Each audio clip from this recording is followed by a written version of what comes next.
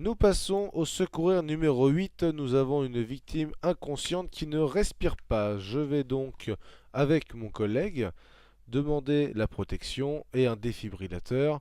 Alors, il faut savoir que sur toute intervention, même si ce n'est qu'un malaise, prévoyez toujours le défibrillateur au cas où on ne sait jamais. Sur le coup, notre victime donc est inconsciente, elle ne respire pas. Je vais donc poser le défibrillateur.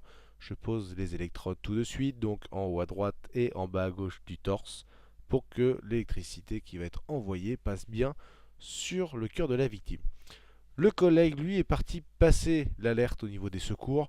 Très simple pour l'alerte, nous allons juste dire que la victime est inconsciente, qu'elle ne respire pas et que nous commençons le massage cardiaque et nous avons bien posé le défibrillateur. Notre défibrillateur nous parle, notre sauveteur attend un petit peu à côté, car notre défibrillateur, une fois posé, va faire une analyse. Une fois l'analyse lancée, il va envoyer un choc ou non. Donc par rapport au choc, vous avez vu en cours que le défibrillateur choque uniquement s'il y a une fibrillation cardiaque.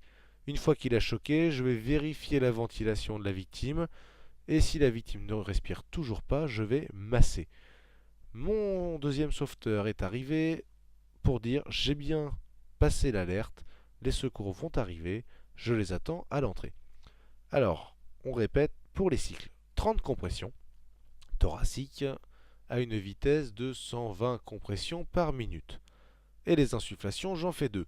Je bouge bien le nez, j'ouvre la bouche, j'englobe bien la bouche de la victime pour souffler. Je ne souffle pas trop fort et entre chaque insufflation, je vais bien reprendre de l'air à côté de la victime et non l'air qui ressort de la victime.